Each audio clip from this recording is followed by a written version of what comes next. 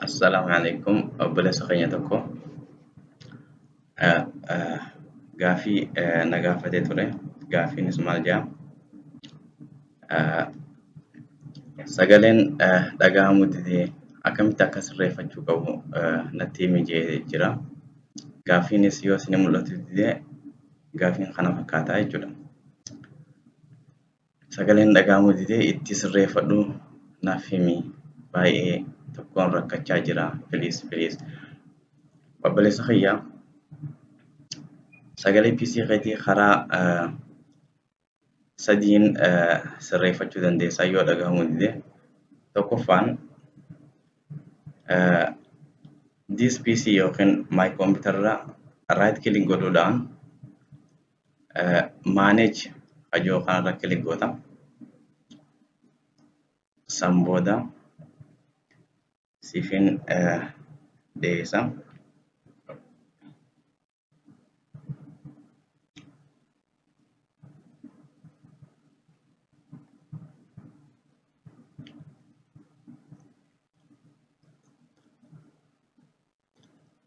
Egaa manage click goote booda device manager ajoo kanarra click goota. San booda gad deemuudhaan sound ajoo kanarra dho'ita.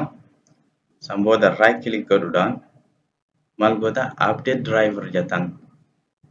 Lammaffaatis update driver goota jechuudha. Kuni karaa tokkoffaan.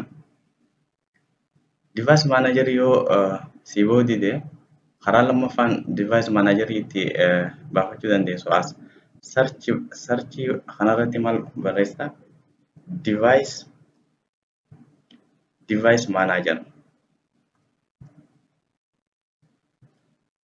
San booda immoo device manager irra click goota yookiin bakka start batanii kanarra right click godhuudhaan device manager irra click goota jechuudha. Karaa kanaan si bahuu danda'a jechuudha. San booda sound gubbaa deemte update goota jechuudha. Lameenuu akkuma simetti. Egaa asirra dho'ite booda update drivers lameenuu goota jechuudha. Karaan lammaffaa garuu itti sirreeffachuu dandeessu. Bakkuma sarchii baarii kanarratti Windows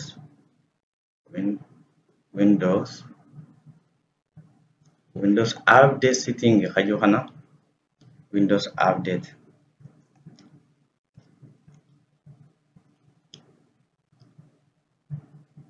Windows update setting kanarra click goota.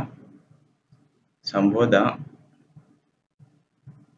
egaa click goote booda check for update ajoo kanarra click goota. If update godha jechuudha driveroota hundaa'u karaa kanaan si sirraa'uu danda'a jechuudha.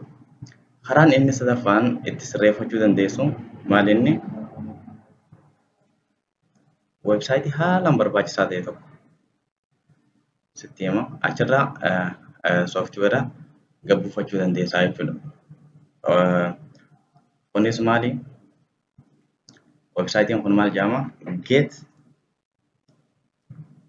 into pc.com. Websaayitiin kun haalaan barbaachisaadha. Sooftiweera feetee irraa argachuu dandeessa. San booda bakka sarchii kanarratti driver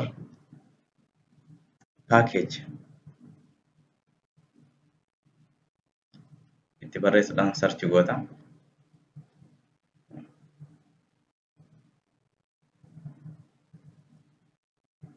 Driver update.